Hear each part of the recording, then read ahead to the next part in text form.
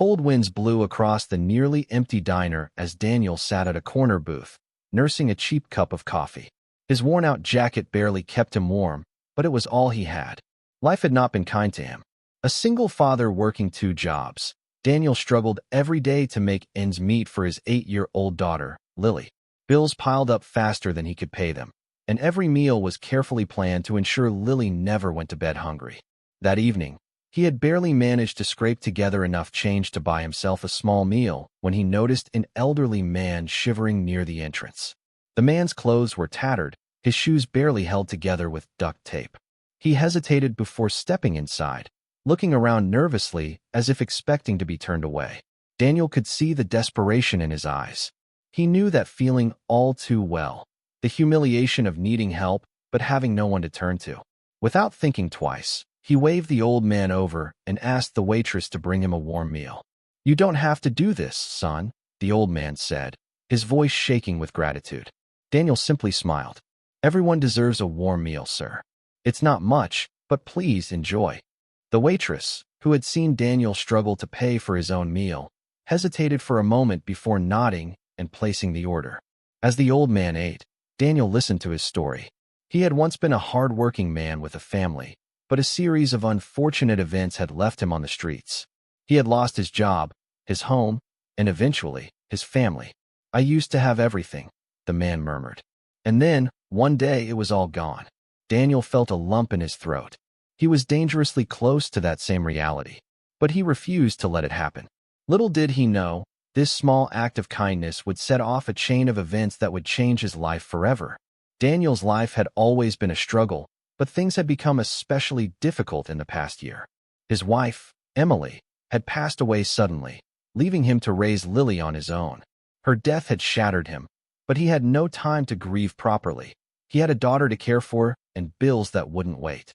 He worked 2 jobs, mornings as a janitor at an office building and nights as a delivery driver for a local restaurant. The pay barely covered rent, utilities, and groceries, but Daniel refused to give up. Lily was his whole world, and he was determined to give her a better life, no matter how exhausted he felt at the end of each day. Despite his struggles, Daniel never let Lily see how much he was hurting. Every evening, he came home with a tired but genuine smile, helping her with her homework and tucking her into bed with a bedtime story. He didn't want her to feel the weight of their financial troubles. He wanted her to feel safe, loved, and hopeful. But reality was harsh. Rent was due in a few days, and he was still short. His car was on the verge of breaking down, and if it did, he would lose his delivery job. He had skipped meals to make sure Lily ate, but his savings were practically non-existent. He had applied for better jobs, but with no degree and no real connections, opportunities were scarce. That night at the diner, he had been counting every penny before ordering a small meal for himself. When he saw the old man at the door, something inside him wouldn't let him ignore him. He knew what it felt like to be desperate, to be overlooked, to feel invisible. After the old man finished eating, he wiped his eyes. "Thank you, son. You have no idea how much this means to me." Daniel simply nodded, brushing it off. "It's just a meal." But the old man shook his head. "No, it's more than that. People don't look at me anymore. They walk past, like I don't exist. But you saw me." He smiled, eyes glistening. "I won't forget this." Daniel didn't think much of it. He simply waved as the old man left, stepping back into the cold night. Little did he know, this one simple act was about to bring him something he never expected. The next morning, Daniel woke up early, as he always did. His body ached from exhaustion, but there was no time to rest. He tiptoed past Lily's room, careful not to wake her, and brewed a weak cup of coffee before heading out the door for his morning janitorial shift. As he stepped outside, the icy air bit at his skin. His old car groaned in protest as he turned the key, but after a few tries, the engine sputtered to life. He exhaled in relief. If his car broke down now, he didn't know what he'd do. The morning routine was the same as always: empty trash cans, wipe down desks, mop floors. The office workers barely acknowledged him, too busy in their own world of emails and meetings. He was invisible to them, just another worker blending into the background. But as he was cleaning the break room, his phone buzzed in his pocket. He rarely got calls in the morning. He frowned, pulled it out, and saw an unknown number on the screen. Hesitantly, he answered, "Hello.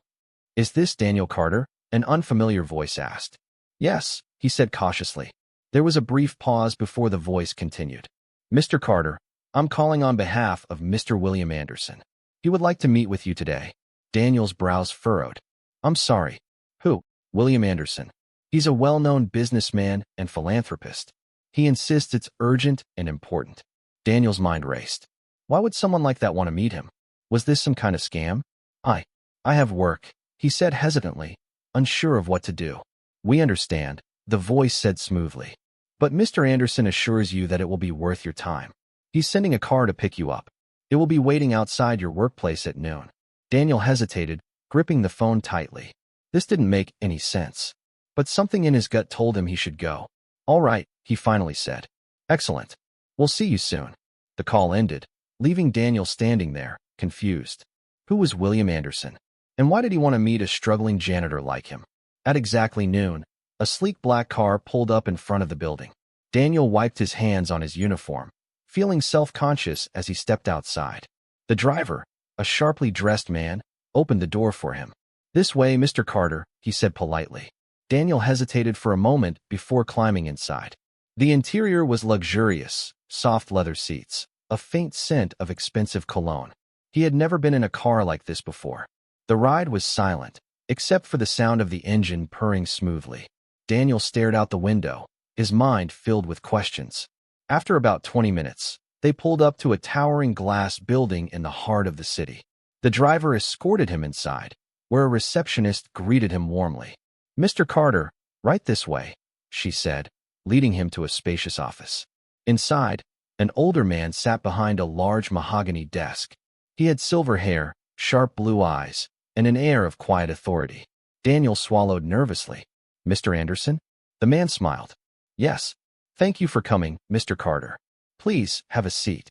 Daniel sat down, feeling completely out of place. I don't understand. Why am I here?" Anderson leaned forward. "Because of what you did last night." Daniel's eyes widened. "Last night?" The older man nodded. "You bought dinner for a stranger. An old man, sitting alone in a diner. Do you remember?" Daniel's heart pounded. "Yes, but how do you know about that?" Anderson smiled. "Because that man is my father." Daniel's breath caught in his throat. He had no words. "I don't know if he told you, but my father used to be very successful," Anderson continued, "until he lost everything. He's been living on the streets for years. People ignore him. They look away, pretend he doesn't exist. But you didn't. You saw him. You showed him kindness when no one else would." Daniel shifted in his seat, unsure of what to say. I just thought he needed a meal." "You have no idea what that meant to him," Anderson said, his voice full of emotion. "And to me." He leaned back, studying Daniel carefully. "I believe in rewarding kindness, Mr. Carter. And I believe that people like you deserve better opportunities." Daniel blinked. I don't understand." Anderson reached into his desk and pulled out a folder. "I want to offer you a job. A real job. A position in my company. A chance to build a better future for you and your daughter." Daniel stared at him, stunned. "You're offering me a job?" "A well-paying job," Anderson confirmed. "With benefits, stability, and opportunities for growth." For a moment, Daniel couldn't breathe. This felt like a dream. He had spent years struggling, barely scraping by, and now, a stranger was offering him a way out? But why? He finally managed to ask. Anderson smiled. "Because good people deserve good things. And because you showed kindness when you didn't have to." Daniel felt his eyes burn with unshed tears. For the first time in years, hope filled his heart. This could change everything. Daniel sat frozen in his chair, staring at the man across from him. William Anderson's words echoed in his mind. A real job, a future, a chance to give Lily the life she deserved. It felt too good to be true. He swallowed hard. "Mr. Anderson, I don't know what to say." Anderson chuckled. A simple yes would suffice. Daniel exhaled shakily, his fingers gripping the arms of the chair. "I appreciate this. More than I can ever say. But I don't even know what the job is." Anderson leaned forward, clasping his hands together. "I'm not just offering you any job, Mr. Carter. I've looked into you. You're hardworking, reliable. You have a sharp mind and a good heart. I believe you can do more than clean floors." Daniel flinched slightly. It wasn't the first time someone had hinted that his job was beneath him. But this time, it didn't feel like an insult. Anderson continued, I'm offering you a management training position in my company. You'll start at an entry-level position, but with your work ethic, I have no doubt you'll rise quickly. Daniel's heart pounded. A management position? In a corporation like Anderson's? He had never dared to dream of something like that. But, sir, I don't have a degree. I barely finished high school. Anderson waved a dismissive hand. I don't care about degrees. I care about character and work ethic. You've already proven you have both. Daniel's mouth went dry. He wanted to say yes. He wanted to jump at this opportunity. But a nagging voice in his head told him it wasn't that simple. What about my current job, he asked. I can't just leave without notice. And what if I fail? Anderson studied him carefully. You're a responsible man, Mr. Carter. That's admirable. But don't let fear hold you back. This is a once-in-a-lifetime opportunity. You deserve this. Daniel clenched his fists. He had spent years telling himself that he had no choice but to struggle, that this was the life he was meant for. But what if he was wrong? What if, just this once, life was giving him a chance to escape? He took a deep breath, then another. His mind raced with thoughts of Lily, her bright eyes, her laughter, her endless dreams. She deserved better. And maybe, just maybe, this was how he could give it to her. Daniel looked up and met Anderson's gaze. When do I start? A slow, satisfied smile spread across Anderson's face. That's the right answer. By the time Daniel got home that evening, his mind was still spinning. He had done it. He had taken the leap. His shift at the cleaning company ended in 2 weeks, and then he would begin his new job. Anderson had even provided him with an advance paycheck to help him transition. For the first time in years, Daniel felt something he hadn't dared to hope for. Relief. As he stepped inside his small apartment, he was greeted by Lily's excited voice. Daddy, you're home. She ran toward him and jumped into his arms. He lifted her easily, holding her close. Hey, sweetheart. Did you have a good day? She nodded eagerly. Miss Johnson let me read in front of the class today. And guess what? What? I didn't mess up at all. Daniel chuckled, pressing a kiss to the top of her head. That's amazing, baby. I'm so proud of you. She beamed, then tilted her head. Daddy, why do you look so happy? He hesitated for a second, then smiled. Because I have some good news. Lily's eyes widened. What is it? Daniel set her down and crouched to her level. I got a new job, sweetheart. A good job. Her mouth formed a small O of surprise. Really, he said softly. It means things are going to get better for us. No more late nights. No more worrying about money. Lily's face lit up, and she threw her arms around his neck. That's the best news ever, Daddy. Daniel held her tight, his eyes stinging with unshed tears. For the first time in a long time, he truly believed that things were going to be okay. The next 2 weeks flew by faster than Daniel had expected. He completed his final shifts at the cleaning company, bidding farewell to colleagues who had become like family. Some congratulated him on his new job, while others warned him that stepping into the corporate world wouldn't be easy. Daniel knew that. He had no illusions about how difficult this transition would be. But for the first time in his life, he wasn't going to let fear hold him back. On his first day at Anderson Enterprises, Daniel walked into the towering glass building with his heart pounding in his chest.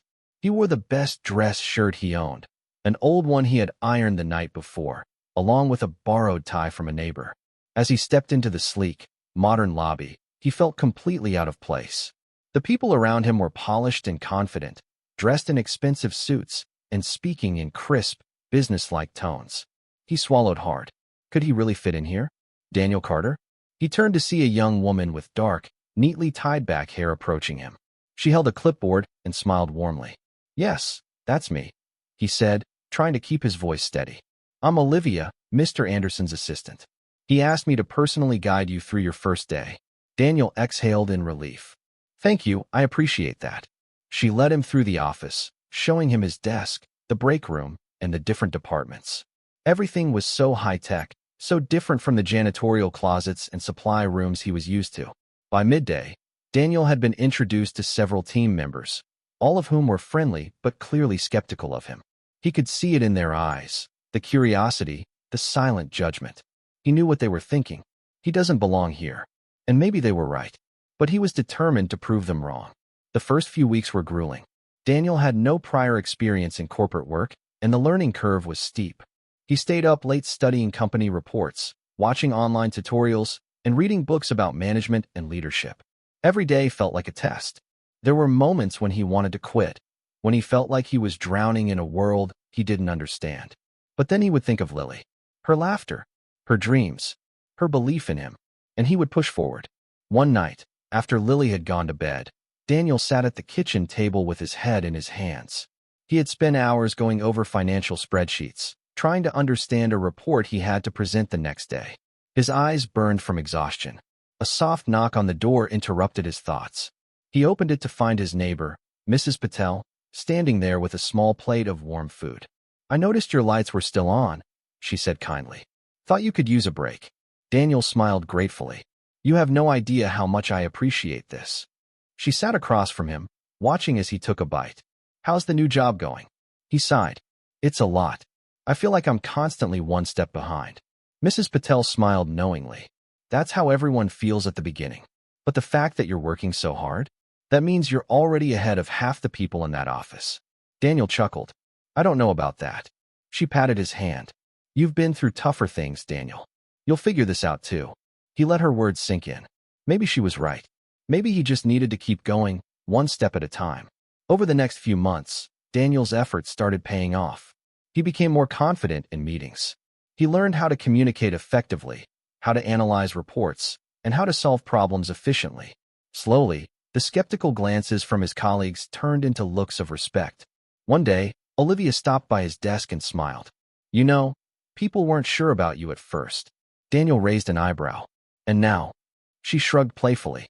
"Now they're saying you might be the hardest working person in this company." Daniel grinned.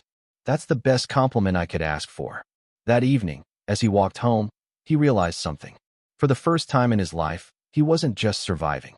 He was building something, and it felt incredible.